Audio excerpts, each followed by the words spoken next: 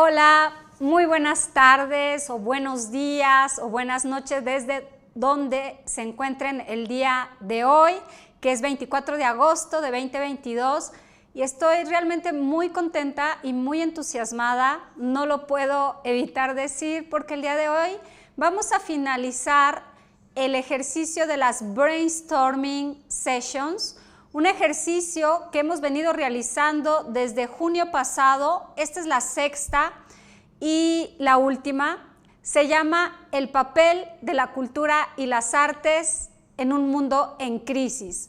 Mi nombre es Victoria Contreras, soy directora general de Conecta Cultura. Les doy la bienvenida a esta sesión y me siento sumamente honrada, y por ello quiero agradecer primero que nada a Baker McKenzie Latinoamérica, quien ha sido un excelente socio, aliado, inclusive alguien que nos ha ayudado en el diseño estratégico de las Brainstorming Sessions, y les estamos realmente muy agradecidos por la oportunidad de dar apoyo al Foro Global Reconecta Cultura, donde estamos hablando sobre las tendencias en los mercados digitales de las industrias creativas y los derechos de propiedad intelectual.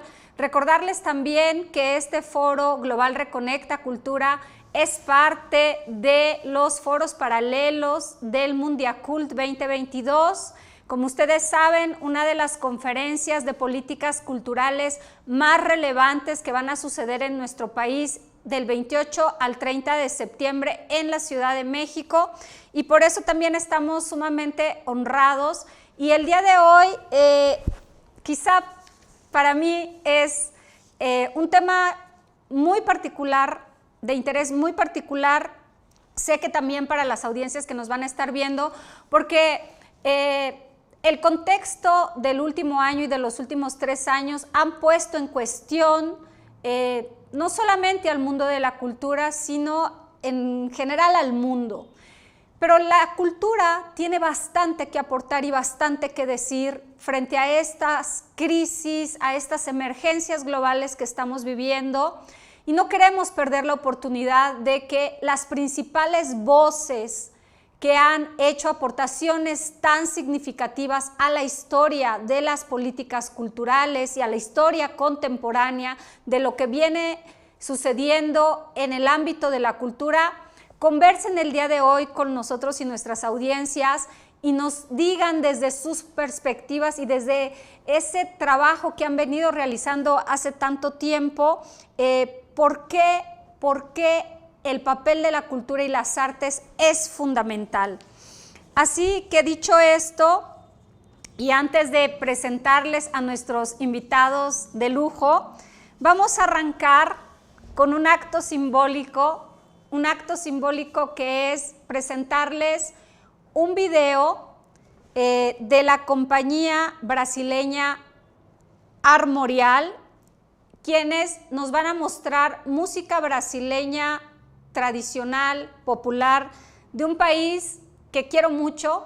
Tuve la fortuna de vivir varios años en Sao Paulo, y que además ellos nos van a acompañar, la compañía Armorial nos va a acompañar en la inauguración del Foro Global Reconecta Cultura, que tendrá una parte presencial en el Conjunto Cultural Santander los días 22 y 23 de septiembre en la ciudad de Guadalajara. Así que les dejo para que disfruten un momento de la compañía Armorial y su música brasileña tradicional.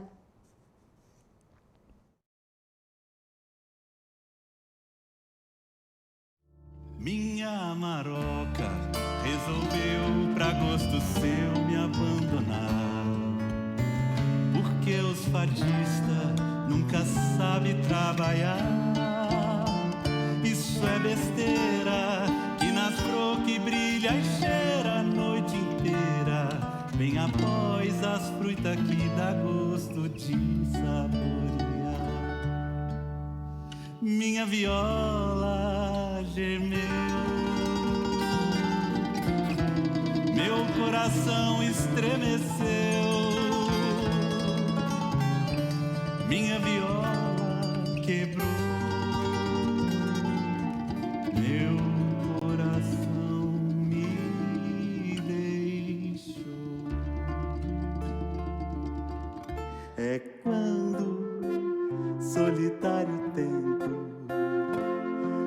pelas ruas de minha cidade, secar dos olhos estas lágrimas e no peito esta saudade. Bueno, esto solo fue una probadita de la compañía Armorial, que a mí, bueno, siempre me sorprende cuando los he visto en vivo. Los vamos a tener el día 22 y 23 de septiembre en el Conjunto Cultural Santander en Guadalajara. Y ahora sí, quiero presentarles a los invitados de esta última Brainstorming Meeting número 6, el papel de la cultura y las artes en un mundo en crisis. Primeramente, y muy agradecido con los participantes que ahora están de manera simultánea. Vamos a tener otras 2 personas que estarán en un video grabado, y agradecerles infinitamente que hayan aceptado participar con su inteligencia y con ese bagaje tan tremendo que tienen a esta brainstorming. Primero quiero darle la bienvenida a la embajadora eminente Marta Bárcenas. No voy a leer los currículums de todos porque son muy largos, nos llevaría mucho tiempo y preferimos que aprovechar toda su conversación. Segundo, quiero darle la bienvenida a Vicent Villatoro, quien actualmente es el director del Memorial Democrático de Barcelona. Después quiero darle la bienvenida al doctor Pablo Rafael de la Madrid, director de Asuntos Internacionales de la Secretaría de Cultura Federal y actual coordinador operativo del Mundiacult 2022. Y finalmente a Alison Surches, especialista en el sector creativo y quien también participa de manera muy activa en una organización que admiramos mucho que se llama In Place of War, que viene bastante al caso con todas las cosas que están sucediendo. Bienvenidos a todos y cada uno de ustedes. Es un orgullo para Conecta Cultura, es un orgullo para nuestros patrocinadores que nos estén acompañando, y les voy a compartir un poco la dinámica. La Brainstorming Session lo que busca es que con la inteligencia colectiva encontremos algunas soluciones a situaciones que se están viviendo hoy día. Hay 2 preguntas. Yo voy a leer la primera pregunta y le voy a dar la palabra a nuestros acompañantes. Primero, al leer la primera pregunta, vamos a poner un video de Jordi Baltà, que es consultor en políticas culturales y también consultor en Transit Projects, una empresa cultural que está en Barcelona. Después le voy a dar la palabra a la embajadora Marta Bárcenas, a Vicent Villatoro, a Pablo Rafael y a Alison Surches. Les recuerdo también, para quien lo solicite, tenemos un servicio de traducción y le agradezco mucho a Ilse Santoyo que nos está apoyando con esta tarea. Así que la primera pregunta es la siguiente y cada uno va a tener aproximadamente 3 minutos para responder. La primera pregunta es: ¿cuál es el papel de la cultura y las artes en un mundo en crisis? Y ahora tenemos el video de Jordi Baltà, quien nos va a contestar sobre esta primera pregunta. Sí, mi nombre es Jordi Baltà, trabajo como consultor e investigador en Transit Projects, una organización que tiene sede en Barcelona y que trabaja en el ámbito de la gestión cultural, la consultoría en este ámbito, y estoy participando en el Brainstorming 6 sobre el papel de la cultura y las artes en el mundo. Creo que para considerar cuál es el papel de la cultura y las artes en el mundo en crisis, para mí es interesante partir de una de las posibles definiciones de cultura, que es entender la cultura como aquello que nos permite dar sentido o significado a nuestras vidas. Y en este sentido creo que en momentos de crisis la cultura puede ayudar a la reflexión, pero también a dar seguridad y a permitirnos ser parte de algo colectivo en un contexto en el que nos acechan la inseguridad y la desconfianza. Más allá de esto, materia como reflexión inicial, creo que la cultura y las artes pueden ser también un entorno en el que dibujar colectivamente nuevas aspiraciones y horizontes que nos inspiren y que al mismo tiempo nos sitúen en equilibrio con el resto de la humanidad y con el planeta, que permitan asumir nuestras responsabilidades individuales y colectivas. Esto tiene relación, por ejemplo, con lo que John Hawkes o la Agenda 21 de la Cultura han llamado la cultura como cuarto pilar del desarrollo sostenible, entendiendo que frente de los retos de la sostenibilidad, lo cultural no es solo un recurso al servicio de objetivos económicos, sociales o medioambientales, sino que es un espacio propio que se entrecruza con los otros, pero que también aporta elementos distintivos como pueden ser la creatividad, la memoria o la diversidad.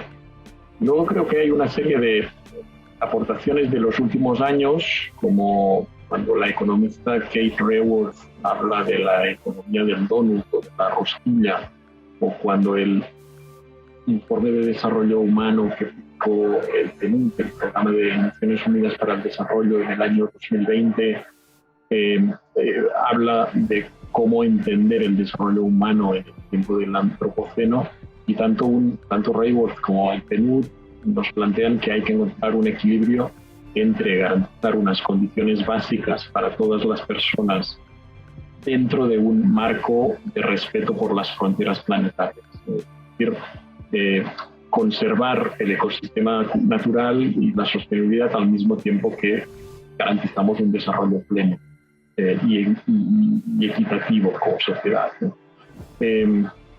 Y creo que lo cultural entra aquí porque vemos como algunas de las ciudades que están utilizando el paradigma del donut para desarrollar sus políticas, como casos de Ámsterdam o de Melbourne, incluyen las artes y la cultura como las condiciones básicas que deben estar a disponibilidad de todas las personas, y porque el informe del PNUD también nos recordaba que durante siglos había existido una conexión muy íntima entre la biodiversidad y la diversidad cultural, algo que se ha perdido progresivamente y que de alguna forma está a la base de la crisis planetaria actual, ¿no? Y en este sentido, creo que es necesario velar por la protección y la promoción de la diversidad cultural y al mismo tiempo prestar una atención especial a los conocimientos tradicionales que pueden aportarnos ideas para la conservación.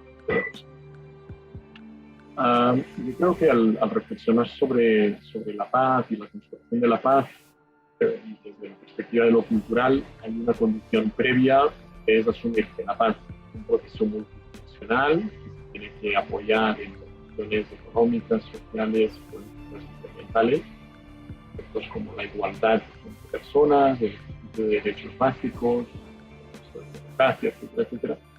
Y creo que la cultura forma parte de la ecuación de todos estos factores para conseguir la paz, pero nunca será el único factor de la paz.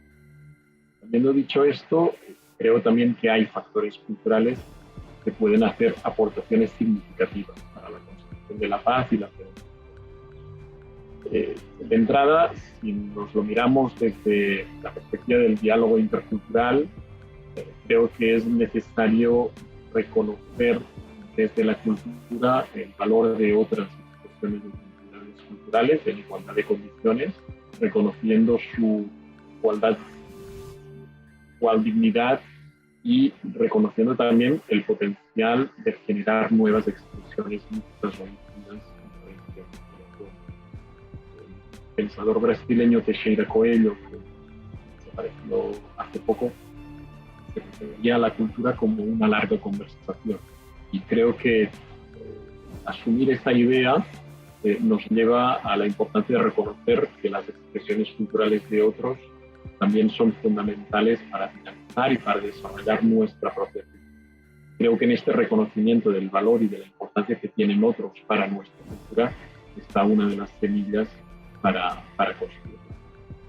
Un segundo factor importante es reconocer la capacidad de las comunidades locales de identificar sus necesidades y participar en los procesos de gobernanza.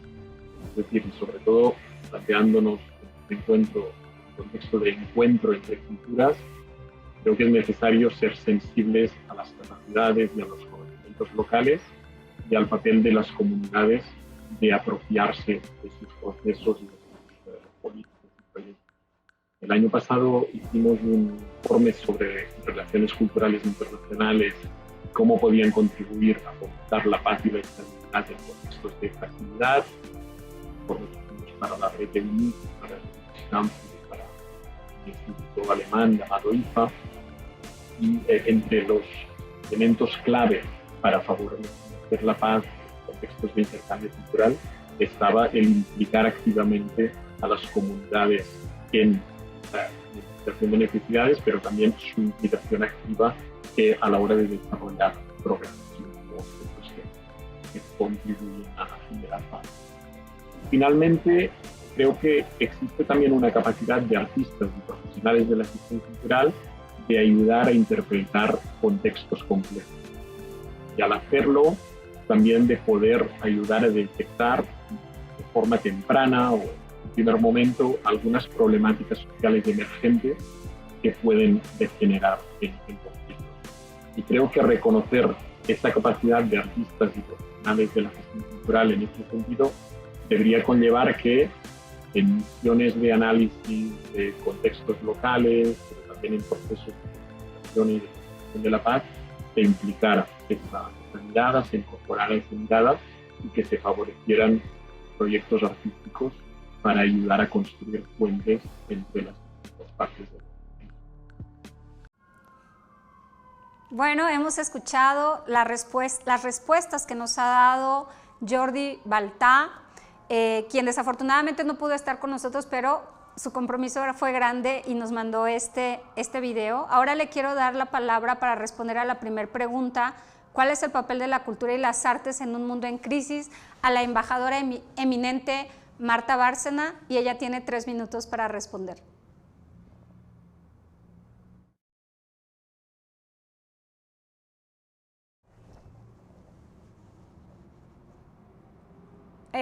Querida Marta, no se escucha.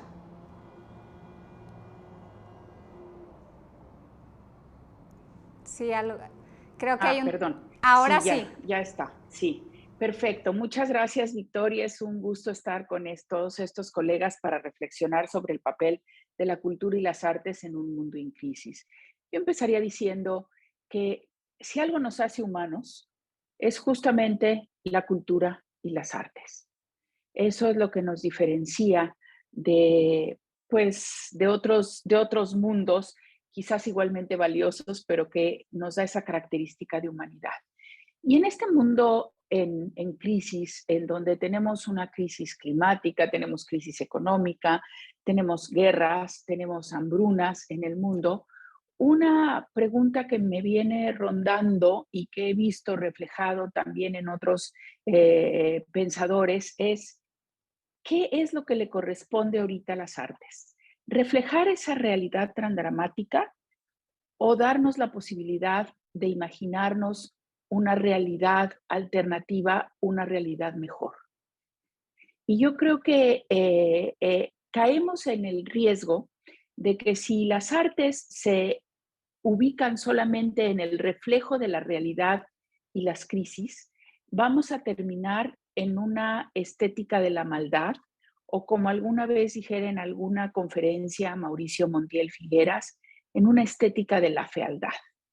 Y entonces las artes se vuelven reproductoras de ese mundo en crisis, las series de narcos, las películas violentas, los libros igual, la literatura igualmente violenta, y entonces planteo como hipótesis, que podrían contribuir a la desesperanza. Mientras que cuando las artes nos dan la posibilidad de un mundo imaginado, de otras realidades imaginadas, podrían justamente marcarnos el paso hacia la salida de esas crisis que tenemos. Y en esa participación no me refiero solamente que deban de estar los artistas dedicados a las bellas artes, sino también, como decía Jordi Baltà, las propias comunidades.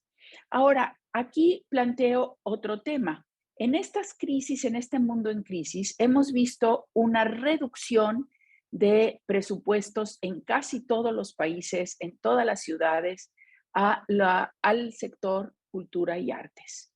Entonces, ¿qué es lo que podemos hacer para que el sector de la cultura y las artes siga pujante, siga teniendo esa importancia que a veces no se reconoce, para poder entonces darnos estas realidades alternativas, este arte que nos lleva a imaginar otras posibilidades, esta cultura que nos lleve entonces a un diálogo? Y ligo con el último planteamiento que tengo sobre el papel de la cultura y las artes en un mundo en crisis. Estamos viendo que lo sucedido entre COVID-19, la invasión rusa a Ucrania, en fin, lo que ya hemos visto, el deterioro del medio ambiente, nos está llevando a lo que muchos pensadores también llaman el fin de la globalización. Yo creo que no se va a dar si concebimos a la globalización como una compactación del tiempo por los avances en ciencia y tecnología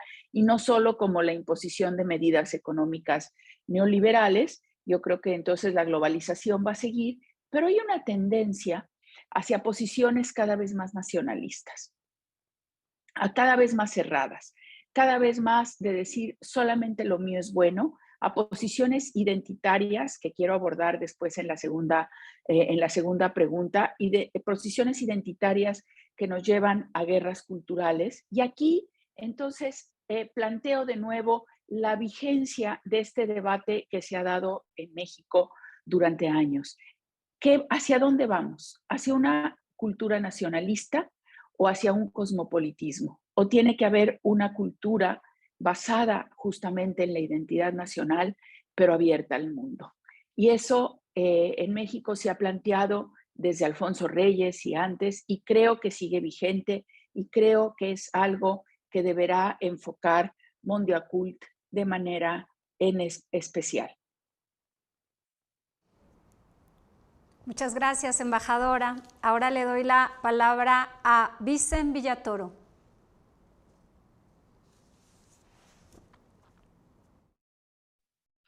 Muchas gracias, buenas tardes, gracias por la invitación, gracias por la palabra y gracias por lo sugerente de lo que hemos oído hasta ahora y de lo que seguramente continuaremos oyendo. Si me permitís, empiezo con una posición autocrítica.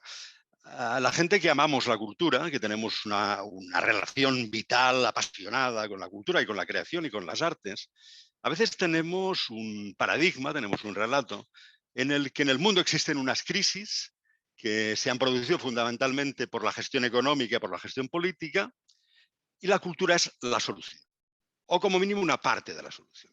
Es decir, creemos que la cultura es una especie de almacén en la que tenemos algunas posibilidades de solución para problemas que se han creado precisamente desde el exterior de la cultura. Yo tengo la sensación de que esto nace de una visión del 19, fundamentalmente, pero que se mantiene el 20, yo creo que todavía el 21, que es una visión muy economicista de la historia y de la visión de la realidad. Es decir, el diagnóstico que tanto el mundo del marxismo como el mundo liberal hace de la realidad es un diagnóstico fundamentalmente económico. ¿Qué pasa en el mundo? ¿Cómo se explica lo que pasa en el mundo? Por razones económicas. Y yo creo que en el diagnóstico de la crisis, y por tanto en las causas de la crisis, también está la cultura. Es decir, la cultura no es estrictamente positiva, formidable, resolutoria, siempre. La cultura forma parte del problema y por tanto también tiene que formar parte de la solución. ¿Por qué hablamos de la cultura como necesidad ante la crisis? Precisamente porque la crisis también tiene raíces culturales. Entendiendo por cultura la creación, por descontado, pero también, por ejemplo, la identidad o también el conocimiento y el reconocimiento. Por ejemplo, yo creo que hemos tendido todos en el 19 y en el 20, a ver cualquier conflicto concreto, desde el Próximo Oriente hasta la invasión rusa de Ucrania, como algo que se puede explicar por razones políticas y por razones en el fondo económicas. Bien, por ejemplo, en el discurso del nacionalismo ruso en la invasión de Ucrania, un aspecto no negligible es: Ucrania no existe, Ucrania es una identidad falsa. Es decir, el no reconocimiento cultural de una identidad está en la raíz de un problema político y económico. También la cultura forma parte del problema. Y como forma parte del problema, tenemos que hacer el esfuerzo de que forme parte también de la solución, o de las soluciones, o de las posibles soluciones. ¿Qué entendemos entonces por cultura en este doble juego? También las artes creativas han sido armas peligrosas en algún momento.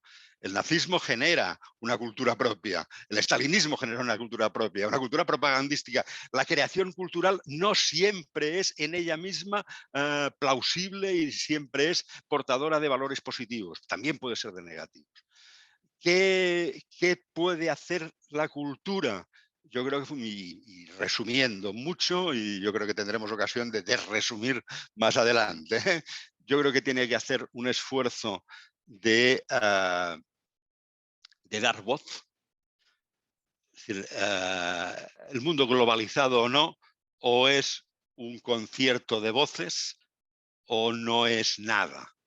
La cultura es, digamos, es la forma de dar voz y de participar en el debate de todos. Yo creo que hay una función de conocimiento y hay una función de reconocimiento. Probablemente una de las causas de mayores conflictos en el siglo XIX, en el XX y en el XXI ha sido el no reconocimiento cultural, la humillación cultural. Dos ejemplos muy breves y no me alargo más. Es decir, cuando hablamos del nacimiento del nazismo, todo el mundo habla de la República de Weimar y de la inflación de la República de Weimar, pero también está la humillación de Versalles. Esto no explica el nazismo y no lo justifica ni lo legitima, pero o entendemos que la identidad humillada puede ser el orgullo herido, el orgullo cultural herido, puede ser una fuente de conflicto, o vamos a reproducir este tipo de conflictos ad eternum. Es probable que también en el caso de Rusia y Ucrania, digamos, el orgullo ruso herido sea una causa tan importante del conflicto que vivimos como el expansionismo de Putin. El reconocimiento del otro sin necesariamente caer en el relativismo cultural, yo creo que es la gran aportación que puede hacer la cultura a una crisis que en parte también ha creado la propia cultura. Gracias. Le doy la palabra ahora al doctor Pablo Rafael de la Madrid.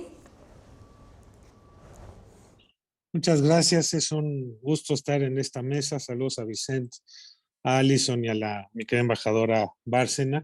Yo quizá habría que hacer una diferencia para contestar a la pregunta entre la cultura como idea y la cultura como hecho, es decir, la cultura como idea en esa suma de factores que nos identifican o que nos definen como especie humana, una especie por supuesto contradictoria, donde cabe la belleza y el horror, vaya que hemos sido capaces de demostrarlo.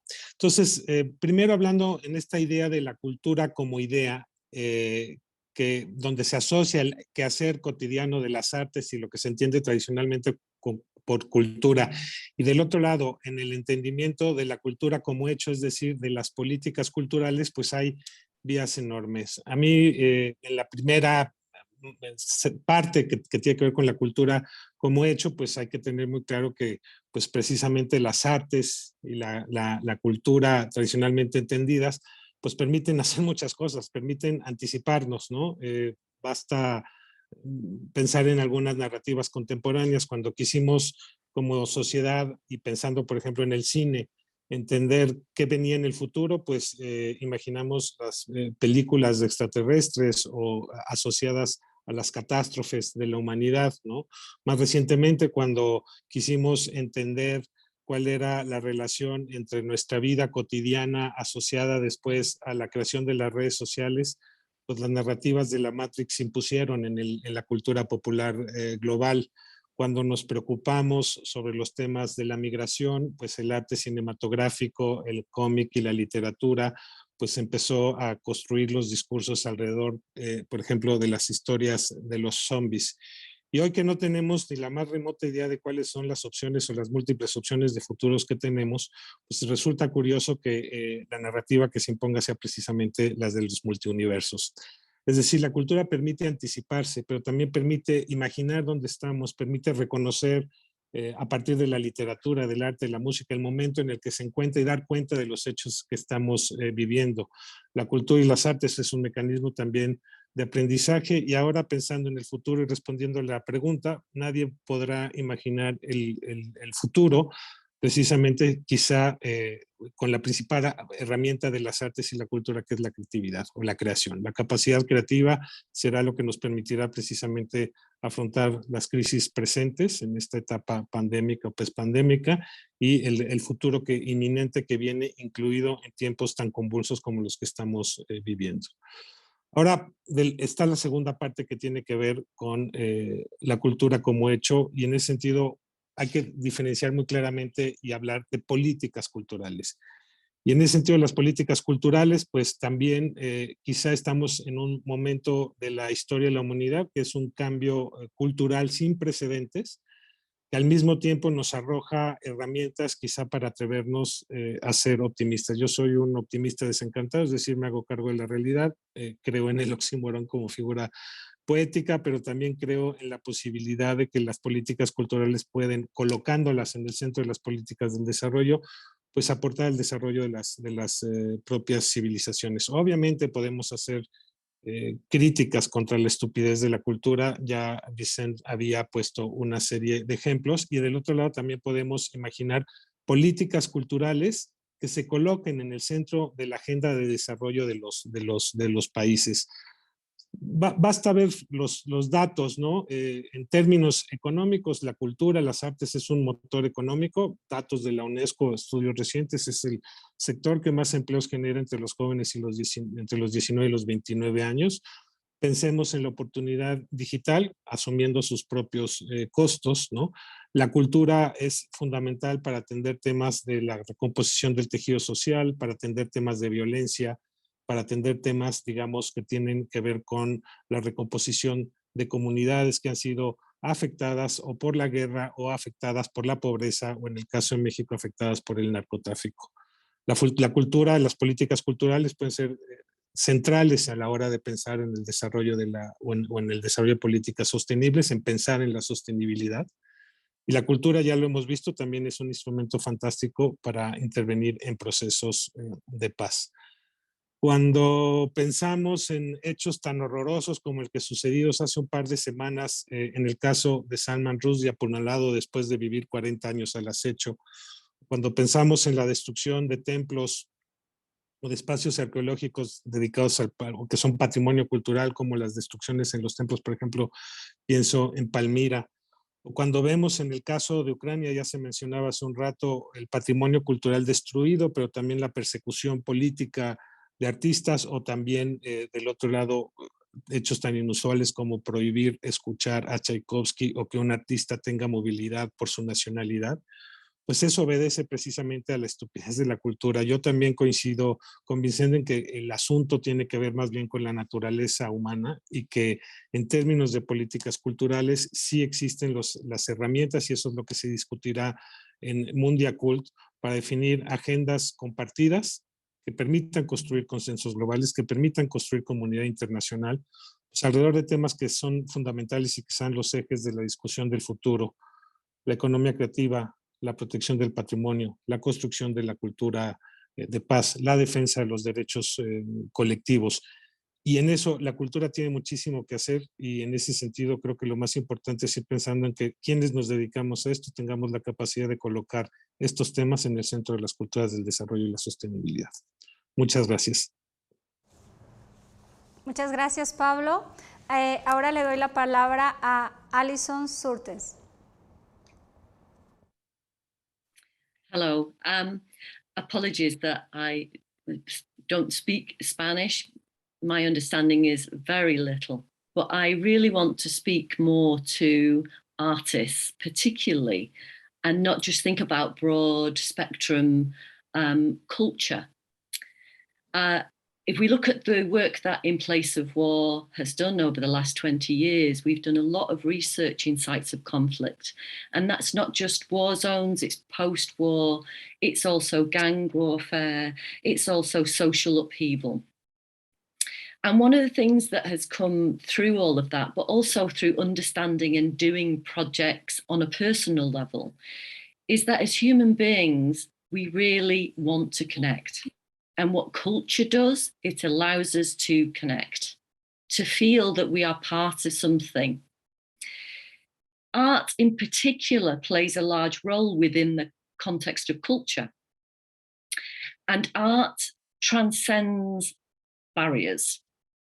Art gives us a method of communication that transcends language. Where language can sometimes pull us apart, art can very much bring us together. It can enable us to share often complex thoughts, feelings, fears. And if we think about the current situation globally, that is very much driven by fear within nations. And I think it's that is the root of understanding things like sustainability. How do we talk about such big concepts and not look at the role that art can play in connecting and bringing those often disparate parts together? It also provides a voice for the voiceless. Too often, policy looks at the high level, and therefore, it misses what happens on the ground to individuals, to the people who are living in conditions, who are living through crisis. How can culture and art help them to improve their lives? And we know from the work that we've done and from personal experience that actually what art has enabled people to do is to change their perspective. It enables them to be able to communicate how they're feeling, perhaps when they've never had those tools before. And it also enables them to come together to look at challenges that they can face together as communities. Art is brilliant at bringing communities together for them to make the decisions about how they want to move forward at a grassroots level. And if we're going to see real change, then change has to come from that level as well. It can't just be about policy change. Policy is only effective in its delivery and its operation. So how do we empower people in communities to recognize that they play a role in creating change in society and moving us out of crisis? I think culture and art reflects a possibility, a shared vision. It gives us something that we can imagine together. And I think now we're in a time of nationalism where there's much more inward looking. And that is often dangerous when we want to think about actually we live in a global society, and we have done for millennia, but we need to find those points at which connection can be made. Understanding each other's cultures, perspectives through art, through participation is really where we will see real shifts in mindset. As we close ourselves off, we are actually not improving those things at all. And I think I want to finish, because I'm aware of time, that, you know, arts and creativity are a huge economic driver.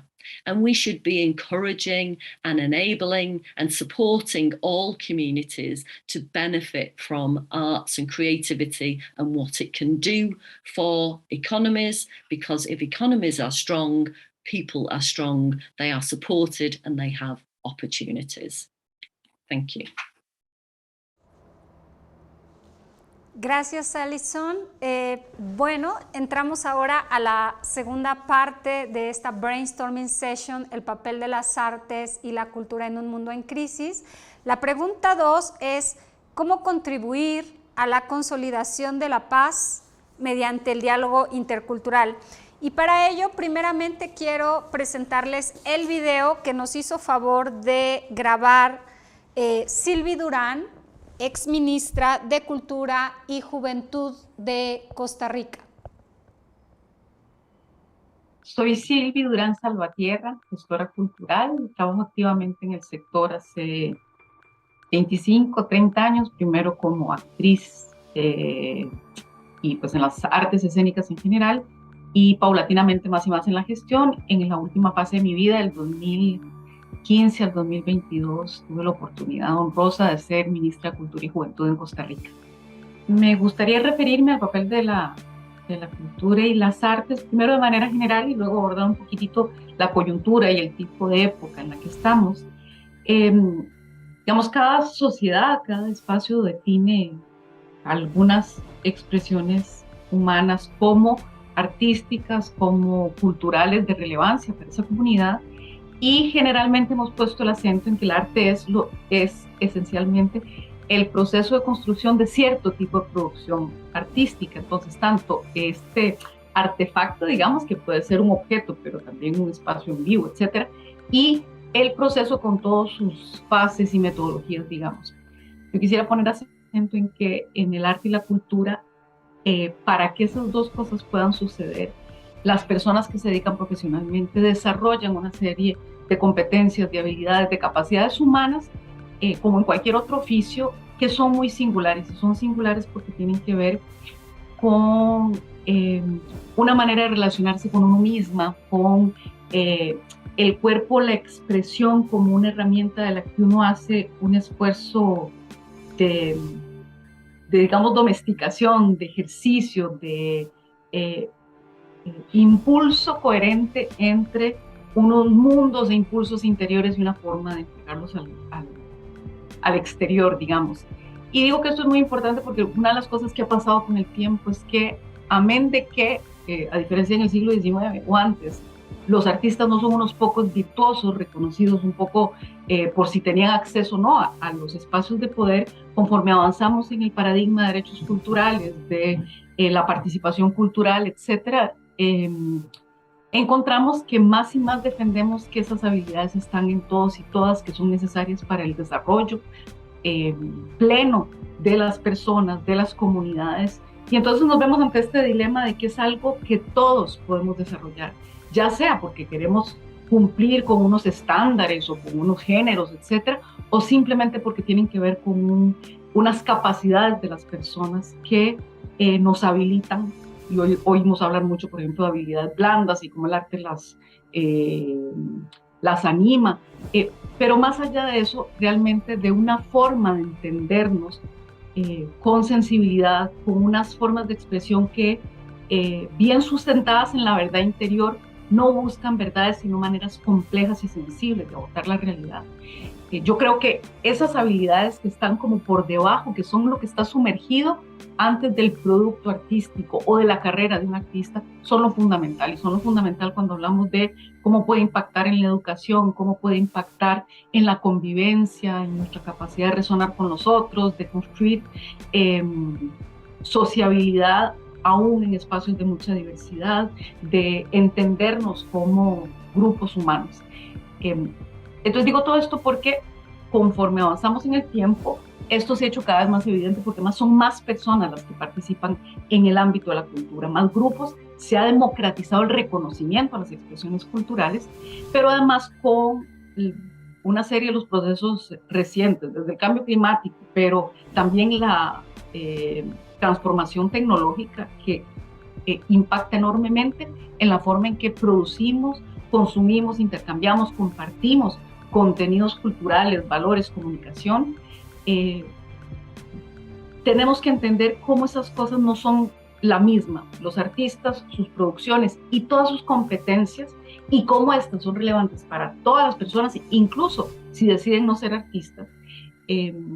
Creo que más y más debemos diferenciar esa cadena porque todo lo del entorno está cambiando muy velozmente.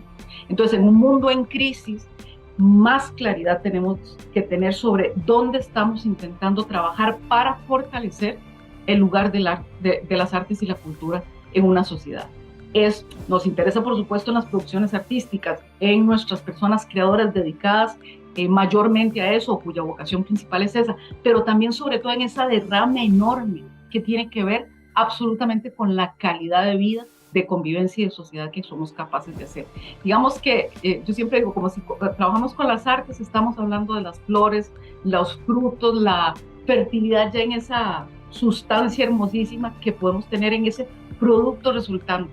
Pero no vamos a tener eso si no tenemos el bosque, si no tenemos el sustrato, la tierra fertilizada, que es la que es capaz de producir esta variedad ya, digamos, artística. Y esto es lo que es fundamental para la vida y es fundamental para la convivencia, ese bosque primario de la cultura, que por supuesto requiere de la energía que viene de todo el proceso ya productivo y demás, profesional o lo que corresponda.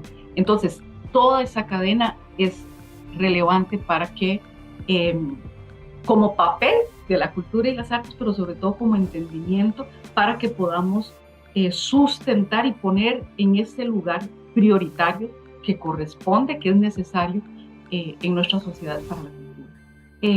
En razón de la paz en estos tiempos tan convulsos y tan polarizados, la pregunta me hacía pensar en tres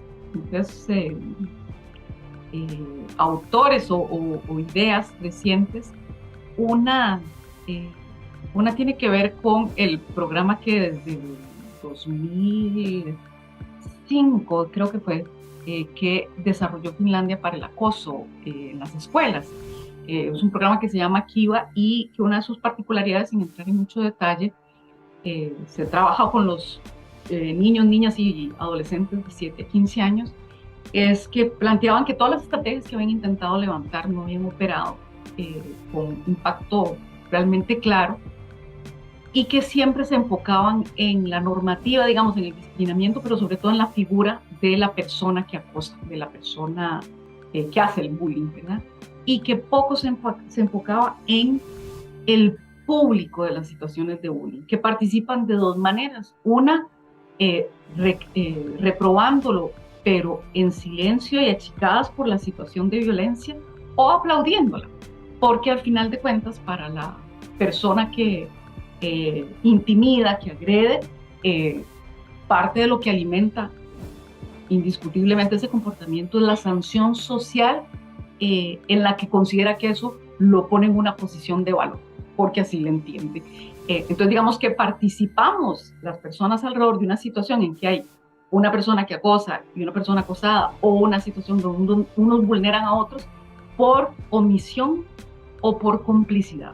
Y el énfasis se hacía en educar, en ser un agente activo de ese grupo social en el entorno, que es el que finalmente permite, hace la vista gorda, no lo ve, no se entera y posibilita estas situaciones de violencia. A la par de eso, me gustan unas ideas que comparte una bióloga argentina que se llama Guadalupe Nogués en torno a nuestra falta de capacidades desarrolladas para hablar con quien piensa distinto. Y cómo, incluso cuando nos sentimos identificadas como personas tolerantes o promotoras de la pluralidad, de la diversidad y demás, en el momento en el que aparece la voz, digamos, opuesta, podemos llegar a ser muy intolerantes cuando lo que ha ido demostrando, y ella lo trabaja alrededor de temas científicos, de incluso la vacunación, por ejemplo, y la resistencia que muchos grupos manifestaron, es que no todo lo resuelve, que haya evidencia, por ejemplo, para el cambio climático incluso.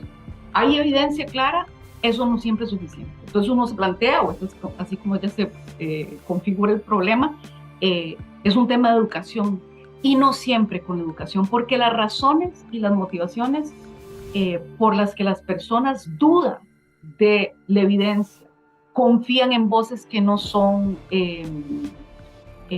confiables, valga la redundancia, tienen mucho que ver con dinámicas, efectivamente a veces de ignorancia, pero sobre todo de miedo, de emociones y asociaciones en las que incluso un cuerpo de valores o de formas de pensar la vida no solo nos pueden ser correctas o incorrectas, sino que nos permiten pertenecer a un grupo o consolidar nuestra identidad en determinada comunidad. Entonces las personas, cuando se ven contra o enfrentadas a una idea contraria, lo que está poniendo en juego no es en el nivel racional del conocimiento, sino de la identidad, por ejemplo, o de emociones muy fuertes que no han sido respondidas por alguna razón, y que es indispensable que nos eduquemos para poder entrar en conversación con quienes piensan distinto, incluso en esa situación, sin que nosotros seamos parte de la irritación o del decir, entonces, cerrada la conversación porque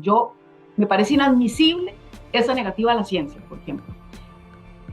Convivimos en un mundo donde estamos juntas personas que están atendiendo a la ciencia y no, que están polarizando, hay un montón de fake news, información falsa, confusa.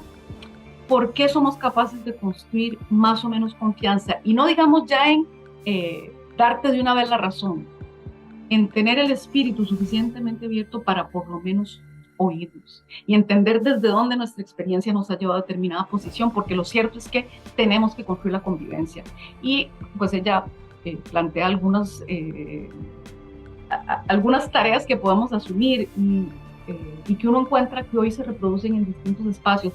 Realmente educar la capacidad de escucha, la capacidad de empatía, que no necesariamente me va a hacer justificar al final o coincidir, pero me va a hacer entender dónde están las personas con las que se me hace difícil convivir porque nuestros pensamientos no logran estar en el mismo espacio sin entrar en confrontaciones que nos llevan de pronto a la violencia.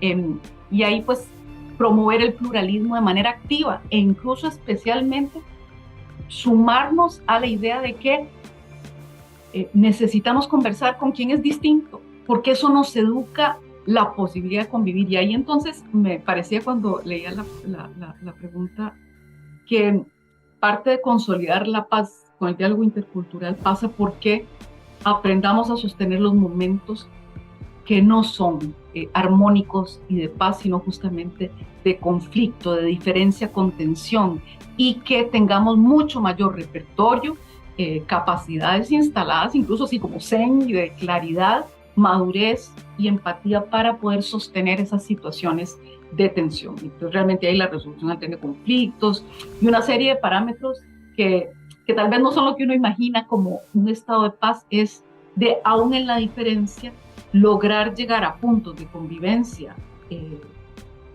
que sean dignos para todas las partes, aun si no son en la absoluta armonía y la satisfacción completa de todos y todas, pero sí en la posibilidad de coexistir en la diferencia. Sino de qué se trata pues la democracia o el pluralismo, ¿verdad? Y como mirar desde ese lugar en el que la dificultad de la convivencia la asumamos como tal y podamos entonces habilitar la madurez, una madurez que es de las personas, pero de los grupos, de las instituciones, de los mecanismos que tengamos de negociación, ya sea institucionalizados o culturales, para que apostemos a convivir. No puede ser que cada vez que hay una diferencia decidamos que la tensión y la negativa y la sanción y la intimidación al otro sea lo que tiene que venir, o el desprecio y el señalamiento descalificándolo, sea cual sea la posición. Si no podemos construir esa convivencia con respeto, independientemente de si estamos en la misma frecuencia de onda, en el mismo valor o en la misma situación, pues es que entonces esa convivencia no sería posible si estamos justamente apelando a la diversidad, a la interculturalidad, al pluralismo. Agradecemos a Sylvie Durán, quien estuvo con nosotros de esta manera, exministra de Cultura y Juventud de Costa Rica. Recuerden que la segunda pregunta es cómo contribuir a la consolidación de la paz mediante el diálogo intercultural, y ahora le doy la palabra a la embajadora Marta Bárcena. Sí, muchísimas gracias, Victoria. Muy interesantes todas las reflexiones hasta ahora. ¿Y cómo contribuir a la construcción de la paz, a la consolidación de la paz mediante el diálogo intercultural? Mira, yo creo que ya se han mencionado varias veces aquí la importancia del reconocimiento del otro, de la opinión del otro, de la empatía. Yo lo iría todavía más allá, iría basándome en el gran filósofo Paul Ricoeur, en sus reflexiones en el libro Yo, sí mismo como un otro. No puede haber ni siquiera una construcción de una identidad propia, personal, sin el otro. Y eso que se ve en la construcción de la identidad personal Me parece que también es aplicable a la identidad de los grupos culturales, de los diferentes comunidades que conforman una nación, un pueblo y también a nivel internacional. Sin embargo, tal como marcó Sylvie, cada vez parece haber más retos u obstáculos a la posibilidad de entender la posición del otro.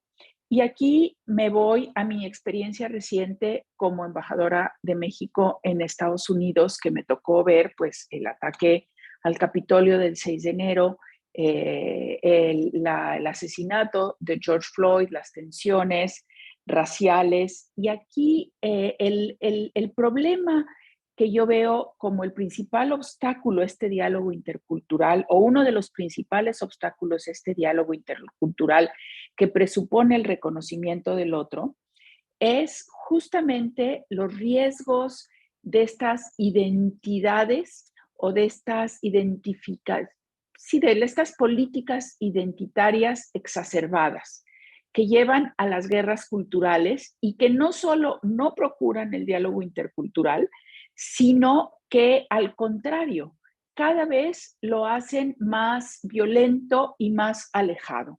Entonces, el riesgo el riesgo de exacerbar esta construcción de la identidad o este uso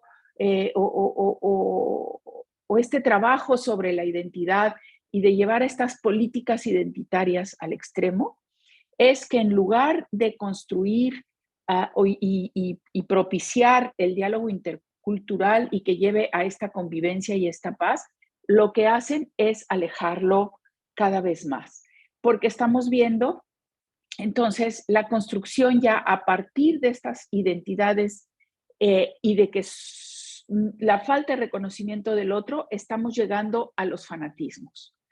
Y llegamos a los fanatismos, obviamente, de carácter religioso, que son los que a veces más lo vemos, pero como ya lo marcó bien Vincent en su participación, llegamos a esta negación de la existencia de la identidad del otro, que está a la base, y bien lo dijo él, de la invasión rusa a Ucrania. Ucrania no existe.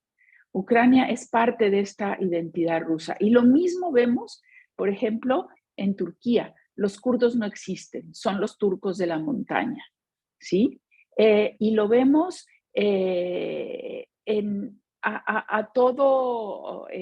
muchos países, o decir, esta comunidad no tiene derecho a seguir manteniendo sus prácticas, por ejemplo, en el medio del Amazonas o en el medio de la Lacandona, porque se oponen al desarrollo. Entonces, este es el gran reto, creo yo, la falta de un reconocimiento del otro en la construcción de la identidad propia. Si yo creo que yo puedo construir mi identidad sin tener en cuenta al otro, ya es lo que hace difícil entonces esa posibilidad de diálogo. Y el riesgo que tenemos ahorita ya a nivel de políticas públicas, si lo queremos plantear así, es llegar a unas políticas identitarias que contribuyan a guerras culturales y que hagan más difícil el diálogo justamente intercultural y que por lo tanto será imposible que este diálogo contribuya a la consolidación de la paz. Quizás lo estoy viendo de manera muy negativa, marcando los obstáculos más que las soluciones, pero creo que es algo sobre lo que tenemos que reflexionar porque tiene que ver también mucho con la actual polarización en las sociedades, que está llevando a un agotamiento de la posibilidad de diálogo, y no solo de diálogo político, sino de este diálogo intercultural. Muchas gracias, embajadora. Le doy la palabra ahora a Vicent Villatoro. Gracias. Siguiendo muy directamente la línea que Marta marcaba, todos estamos de acuerdo en que el diálogo intercultural es útil para la paz. Lo que no necesariamente estamos de acuerdo, o en la teoría, pero sobre todo en la práctica real, es en qué significa diálogo y qué significa intercultural. Es decir, diálogo presupone la existencia de uno y otro, de más de uno, que intercambian puntos de vista en un plano de igualdad. Yo creo que el término igualdad es básico, es decir, no solo está el otro, sino el otro es igual. No es menor por su volumen demográfico, no es menor por su teórica, digamos, distancia de los centros de poder. El otro es alguien con quien merece la pena dialogar porque es como tú. Yo creo que en este sentido hay dos riesgos que son el mismo, que están repartidos de manera desigual por todo el planeta. Uno es el del ensimismamiento, que yo creo que es la cerrazón en la propia identidad, que es una tentación especialmente, digamos, activa en las grandes culturas. Las grandes culturas tienden a verse como suficientes para explicar el mundo. Hay culturas, digamos, que traducen muy poco de otras culturas. Hay culturas que traducen mucho de otras culturas. Hay una desigualdad en este sentido. Una previa, es decir, yo creo que diálogo intercultural significa fundamentalmente reconocer el derecho a la voz, el derecho a la memoria y el derecho a la esperanza de todas las comunidades humanas y, de hecho, de todas las personas. Todo el mundo tiene derecho a su voz, a su memoria. Subrayo la memoria no solo porque soy el director de un memorial democrático, sino porque tengo la sensación de que muy a menudo es más fácil ponerse de acuerdo sobre el futuro que sobre el pasado. Es más fácil discutir sobre el pasado que sobre el futuro. Sobre el futuro, con 4 vaguedades, todos estaremos de acuerdo. Cuando hablamos del pasado, podemos apasionarnos de una manera tremenda, ¿no? Voz, memoria y expectativas. Y en ese sentido, yo creo que el riesgo es el ensimismamiento de los grandes y la exclusión de los pequeños. Y cuando hablo de exclusión, no hablo solamente de censura, de desaparición, hablo de jerarquía. Un escritor importantísimo, a mi modo de ver, Mircea Cartarescu, rumano, yo creo que será un Nobel un día no muy lejano, me decía en una conversación, me decía, como rumano, estoy harto de que en todas las ruedas de prensa me pregunten por Ceausescu, por los vampiros y por el final del comunismo. Yo quiero hablar del amor como los que escriben en inglés. Es decir, no por el hecho de ser rumano me tienen que especializar en, digamos, en lo pintoresco. Yo como rumano quiero tener mi voz, mi memoria y mis expectativas para hablar de lo universal. Yo creo que esta no exclusión de nadie en el debate sobre lo universal, no la conversión de unos en especialistas en todo y otros en especialistas en lo pintoresco, es básico. Y segunda línea que recojo de Marta, sin abandonarlo. Yo creo que los que hemos hecho políticas públicas en materia de cultura nos hemos concentrado mucho, y hemos hecho bien, en la distribución y en el acceso a la cultura. Tal vez porque era lo más sencillo, ¿eh? Y yo creo que hemos tenido grandes éxitos en este sentido, en garantizar la difusión, garantizar el acceso a la cultura por parte de todos. Hemos tenido algunos éxitos, pero tal vez no tantos, en la ayuda a la producción cultural. Pero nos queda un territorio complicadísimo, que es el de la creación. ¿Cómo hacer políticas culturales sobre la creación cultural sin entrar en el dirigismo, sin entrar, evidentemente, en la censura, sin entrar en, por decirlo así, la funcionarización del creador y su conversión en un funcionario público? ¿Cómo lo hacemos? Yo creo que aquí tenemos un territorio. ¿Qué hacemos respecto a la creación como sociedad y como poderes públicos que es muy virgen? Muy virgen porque es muy peligroso, porque es muy contradictorio. Acabo, Salman Rushdie. Todos estamos más que indignados, dolidos, estamos, digamos, nos parece tremendo, incomprensible que una persona pueda ser apuñalada y condenada a muerte por su expresión cultural, por haber creado una obra cultural que ha ofendido a alguien. Ray Bradbury en Fahrenheit decía, si cogemos una obra de arte y le quitamos todo aquello que ofende a alguien, nos queda medio folio. Nos queda medio folio incomestible. Vale, muy bien, estamos de acuerdo. Rushdie tiene derecho a escribir los versos adánicos. Pero también es verdad que sería mejor una sociedad donde procuráramos ofendernos los unos a los otros lo mínimo posible. Rushdie tiene derecho, pero también podemos estar de acuerdo que sería mejor una sociedad en la que no estuviésemos metiendo el dedo en el ojo a todo el mundo, a ver si esto ofende a unos, esto a ver si ofende a los otros. ¿Cuál es el punto medio en esto? En la libertad del creador, pero también en el respeto a las creencias de los otros. Es muy complicado. John Le Carré, sobre el caso Rushdie, decía, muy poco empático con Rushdie, decía, hombre, no se puede ir criticando de una manera ofensiva a las grandes religiones monoteístas. Y a las pequeñas sí. Es decir, es un problema de medida. Es un problema de que no podemos criticar a los que pueden sentirse ofendidos y pueden, digamos, devolver el golpe. ¿Dónde ponemos los límites? Las políticas públicas sobre creación, que tienen que estar marcadas por el respeto a la libertad, pero que también están marcadas por el respeto a unos valores compartidos, son enormemente complicadas. Pero si queremos que todo el mundo tenga voz, tenemos que proteger a los creadores. La voz la da el creador. La voz la da el artista. La voz la da el escritor, el músico, el artista plástico. Si queremos realmente un universo coral y no monotemático, tenemos que encontrar políticas públicas que protejan la posibilidad de crear y la libertad de crear. Gracias, Vicent. Ahora le voy a dar la palabra al doctor Pablo Rafael de la Madrid. Muchas gracias. Pues pensando mi respuesta, creo que voy a iniciar con un ejemplo que ha sido también modelo para, por ejemplo, la creación del programa de cultura comunitaria que hacemos en la Secretaría de Cultura del Gobierno de México.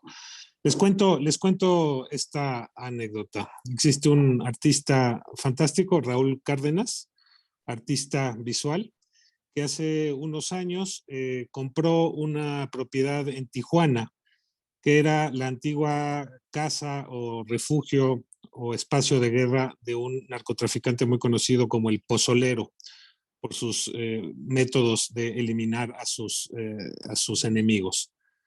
Raúl se hizo de este espacio y ahí generó un lugar que se llama La Granja, que tiene 3 actividades. Tiene un espacio dedicado a una escuela de música, tiene un espacio dedicado a un labor de enseñanza en computación, en el ámbito de lo digital, digamos, y tiene un espacio dedicado a la cultura alimentaria, a un comedor popular.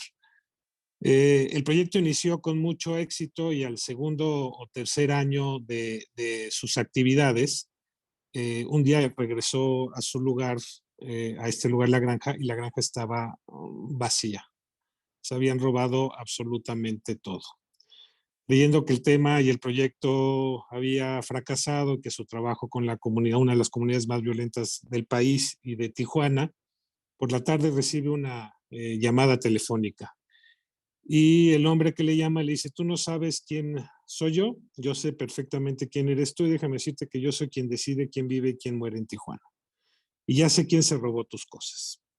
Yo sé quién tiene los instrumentos de música, las computadoras o los ordenadores, quién tiene los enseres de cocina. Tú dime qué hacemos. Pero dice, no, yo lo único que quisiera es recuperarlos. Dice, bueno, esta tarde yo me encargo de que llegue y te voy a hacer el favor de arrebatárselos a quien te los ha robado. Y Raúl, muy consternado, le preguntó, oiga, ¿y por qué usted está haciendo esto? Dice, porque tampoco tú lo sabes, pero mi hija está estudiando música en tu escuela y yo no quiero que mi hija sea como yo.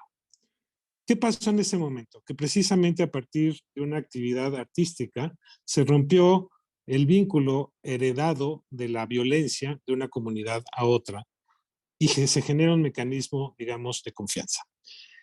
En ese lugar, con la escuela de Raúl recuperada, permitió bajar el índice de delincuencia, permitió que los niños regresaran a las escuelas, es decir, mejoró el índice de regreso o mejoró el índice de participación en las clases, Y pues se descubre que precisamente una guitarra eléctrica quizá produce mucho más adrenalina y es mucho más efectiva que por ejemplo, jalar el gatillo o dedicarse a actividades delictivas. De ese tamaño es el poder del arte y la cultura para incidir en una comunidad específica. Creo que venimos saliendo de un momento muy difícil, pero haciendo historia, cuando pensamos y me voy al otro lado, cuando pensamos a finales del siglo XIV, cuando quizá la peste bubónica, la peste negra, la más violenta en la historia de la civilización, con más de 200 millones de muertos, terminó en una de las ciudades donde inició, que fue Florencia, que diezmó más del 60% de la población. Lo que sucedió a finales de ese siglo XIV fue nada más y nada menos que el Renacimiento. Es decir, el arte y la cultura tuvieron la capacidad de reimaginarse, de recuperar valores, de reconocer a la cultura, a las culturas clásicas de la Grecia clásica también, y Roma, pero además de reinventar un modelo de civilización que ayudó a generar, entre otras cosas, pues aquella primera gran globalización, la era de los descubrimientos.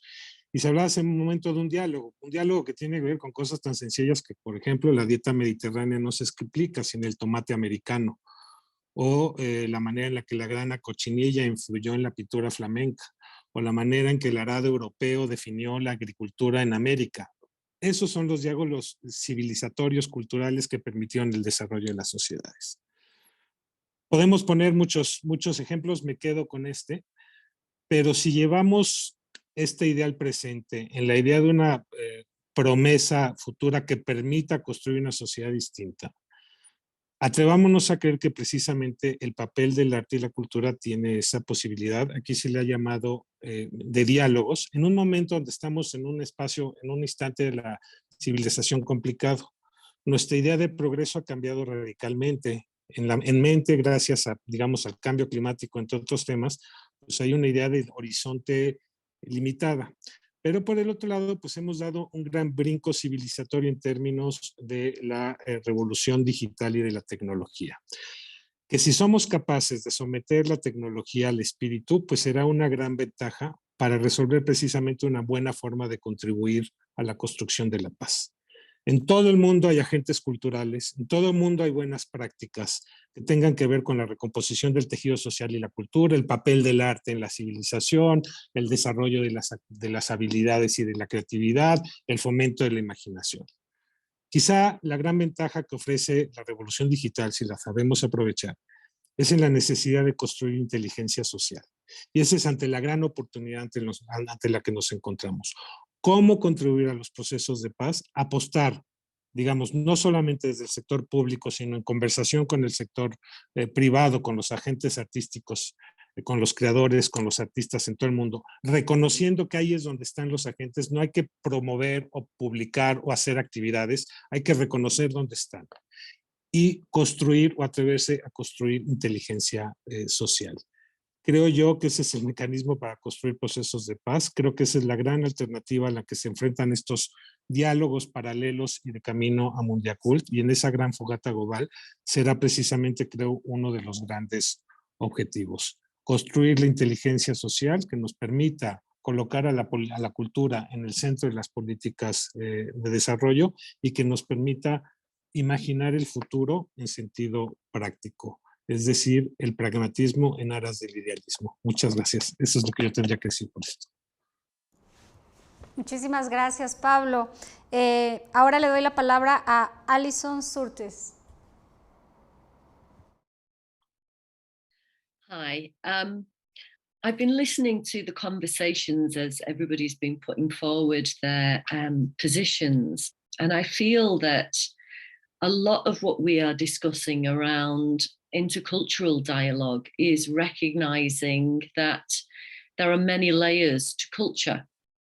There is national culture, there are religious cultures, there are organizational and corporate cultures.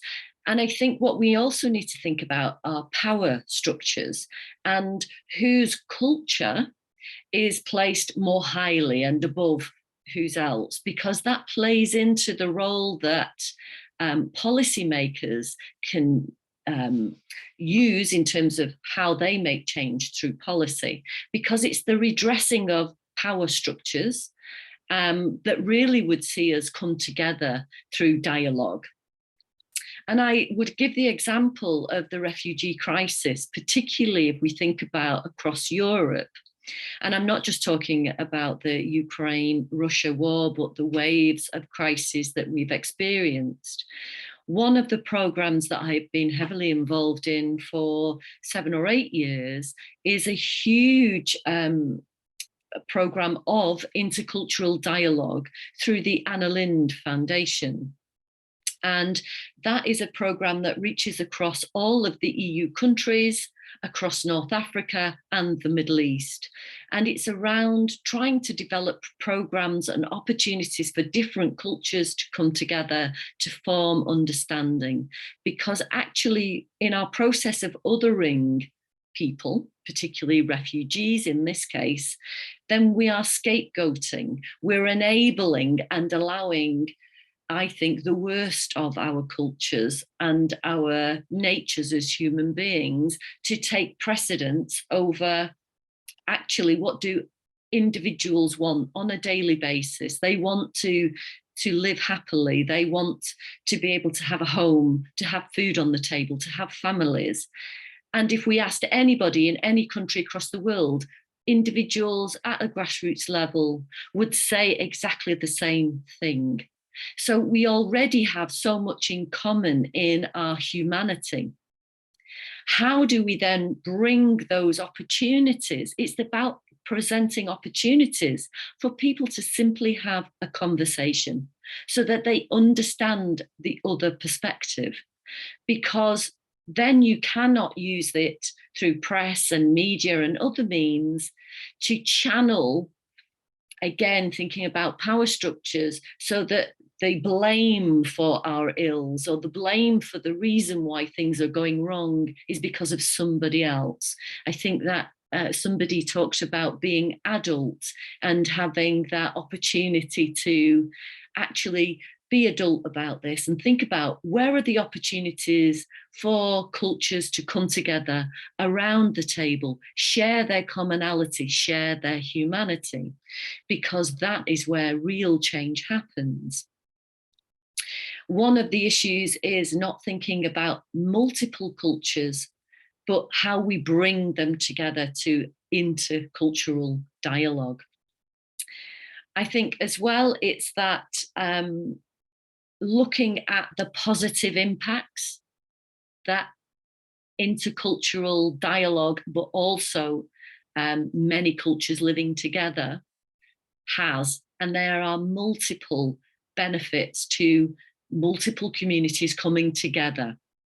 And we have absolutely seen that throughout the pandemic, I feel. Every country has examples of communities, very diverse communities, coming together to support each other and offer that humanity towards each other. I think we also have to step back a little and recognize that the populations of this planet have never been static. As humankind, we have moved across this planet for millennia. We have always been refugees from somewhere else. And if we look back in our own family trees, it wouldn't take more than a couple of generations, perhaps, to see that actually there were people from other places, other cultures, other backgrounds. And that is what we should be looking to embrace. How can we embrace the fact that all of our nations are built on the shoulders of people who've come from many, many different cultures. And in doing that, we understand each other. We build on those positives rather than polarizing people through negativity. And I think for me, the role that I see for art, and I loved the example that Pablo gave, art has a particularly great role in bringing very disparate people around the table through a shared common language. It also provides opportunities. And opportunities are exactly at the heart of why we see so much disrespect and so much fear and hatred, because poverty is a huge, poverty robs people of opportunity. And when people feel they are robbed of opportunity to progress, to have even the basics, they're looking for where they can channel that blame. Where policy can make a difference is understanding that and looking specifically at programs that can challenge that thinking, that can actually enable capacity build and uplift communities through arts, through creativity, through recognizing new ways of working. But as I've said earlier, policy on its own is not enough. How do we ensure that policies filter down to every layer of society, that we challenge without, polarizing again through identity, but that we challenge when things are not right, and that we enable everybody to have a fair, equal say and provide their positions so that everybody understands. Because most people at that grassroots level, it is just a lack of understanding and knowledge, because they may never have encountered those others before. But once they've sat down in a room with somebody and had those conversations, that change is immediate. How can we build policy to enable more of that to happen? Because what we don't want is corporate culture dictating how we are all living. And I think that is where the power structures and struggles are tipping in the wrong direction currently and presenting us with even more challenges and opportunities for intercultural dialogue. Thank you.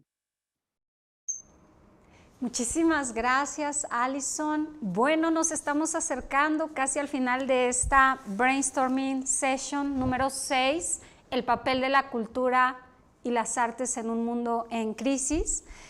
No sin antes, me gustaría si pueden ayudarnos el apoyo técnico a poner las cámaras de todos nuestros panelistas, mientras yo voy avisando para quienes están conectados como observadores, que hay una brevísima encuesta que si tienen oportunidad, por favor, puedan responderla, porque la idea de estos brainstorming sessions no es solamente estar aquí, que ha sido para mí una experiencia muy gratificante escuchándonos, sino que vamos a hacer una publicación digital que va a ser presentada justamente en ese evento presencial en Guadalajara el día 22 y 23 de septiembre. Así que todo esto ha estado detrás, en el equipo que está detrás, un escribano tomando notas para sacar esa publicación digital de las 6 brainstorming sessions, tratando de que demos como un aporte pequeño pero significativo de este ejercicio de inteligencia colectiva. Y quiero... la idea casi siempre es que yo doy un resumen al final de los puntos más relevantes, pero no lo voy a hacer esta vez porque han sido, la verdad, que participaciones sumamente significativas. Quizás lo único que haré es, embajadora, agradecerle profundamente que esté el día de hoy acompañándonos, doctor Pablo Rafael, Alison, Vicen, que Jordi Baltá y Silvi Durán hayan mandado esos videos para poder sumar a este ejercicio del día de hoy. Y como ustedes pudieron ver, quienes estuvieron conectados y inclusive los panelistas, voy a citar a alguien que fue mi profesor y que murió hace un par de meses. Es el brasileño José Teixeira Coelho, y en 2006 nos dio una clase en Islas Baleares, en Mallorca, cuando yo era estudiante de la maestría allá, y él nos decía, y es quizá una de las definiciones de cultura que más me gusta, que la cultura es una larga conversación. Es una larga conversación porque justamente la cultura es dinámica, la cultura apela a cosas que dijo Vicen como tener derecho a la voz, tener derecho a la participación y que no nos sintamos persigados por ello, ¿no? Tener derecho a la memoria y tener derecho a construir expectativas para nuestro futuro. Y vuelvo a mencionar un poco de lo que dijo la embajadora Marta Bárcenas.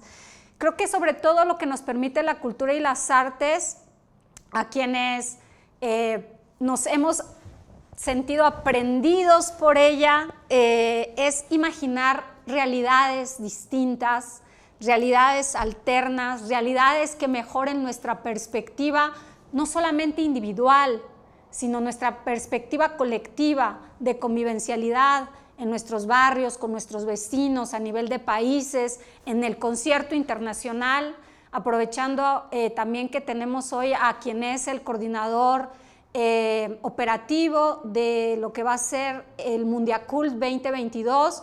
Sabemos que Mundiacult generalmente lo que hace es apuntalar hacia el futuro y en ese sentido Conecta Cultura, con el apoyo estratégico de Baker McKenzie Latinoamérica, ha querido en estas brainstorming sessions justamente poder pensar cuáles son las tendencias, pero también cuáles son las problemáticas y tener una fotografía de la cultura donde podemos apreciar que si bien hay eso de la cultura que nos aporta grandes goces estéticos o momentos de convivencialidad, también la cultura tiene contradicciones, no está libre de contradicciones. Y cuando somos capaces de reconocer en esta, digamos, gran amplitud las contradicciones y los aportes positivos de lo cultural, entonces sí podremos decidir qué queremos ser en cultura, quienes nos dedicamos a la gestión cultural y desde dónde queremos aportar en cultura. Así que bueno, voy a ir dando cierre, agradecer nuevamente a quienes estuvieron conectados, a nuestros panelistas, a Baker McKenzie Latinoamérica, a la UNESCO por habernos dado la oportunidad de reconocernos como un foro paralelo del Mundiacult 2022 y un par de anuncios de salida también. Bueno, no, me olvido de agradecimientos muy especiales al equipo de trabajo que está detrás, al equipo técnico que está detrás de todo esto, que uno de ellos es la empresa Amper, que nos ayuda con todo el tema técnico. Está Octael Nieto detrás haciendo un trabajo de escribano. Está Ilse Santoyo, que nos ayuda con el tema de las traducciones. También está Eduardo Vandala, que nos apoya con todo el tema logístico. Hemos tenido moderadoras a lo largo de las brainstorming como Ana Kurchenko y como Ana Jimena, a las cuales también les agradezco muchísimo. Y quiero invitarles a que sigan nuestras actividades digitales que van a continuar todavía. Vamos a poner pequeñas cápsulas de los brainstormings en la página de internet del Reconecta Cultura, pero también en el YouTube. También van a estar completos para quien quiera ver completo las sesiones, pero van a haber cápsulas circulando. Y recordarles y invitarlos a que asistan el 22 y 23 de septiembre al Conjunto Cultural Santander, donde ya está, ya tenemos los boletos, ya está a la venta la boletería. Les voy a dar un par de adelantos. Nuestro principal speaker va a ser el arquitecto mexicano Enrique Norten, que nos va a hablar justamente de cómo imaginar esas ciudades del futuro. Nos va a acompañar también en la inauguración Gael García Bernal. Vamos a tener a Fidela Navarro, vamos a tener a Juan Gonzalo Flores del IFC del Banco Mundial, vamos a tener talleres de Baker McKenzie para ayudar a aquellos que quieren entrar en la digitalidad con tips también para la protección intelectual. Vamos a tener a Max Jacobi, a la senadora Indira Kempis, etc. Vamos a tener un programa muy interesante y entonces les invitamos a que nos sigan en las redes sociales de Conecta Cultura. Y antes de finalizar, si me ayudan nuevamente a poner la cámara para tomar una foto de recuerdo para que quede evidencia. Bueno, ya se fue la embajadora, lamento porque se me pasó, eso fue omisión mía, pero bueno, saben que acá estuvo la embajadora y le voy a pedir que hagan un Photoshop a los chicos técnicos, entonces sonríen que estamos en la cámara tomando una foto. Y muchísimas gracias, Vincent, Alison, Pablo, Rafael, ha sido un honor escucharles. Yo desde atrás estaba realmente muy emocionada y muy atenta escuchándoles, y les deseo que tengan una gran tarde y nos vemos en Guadalajara.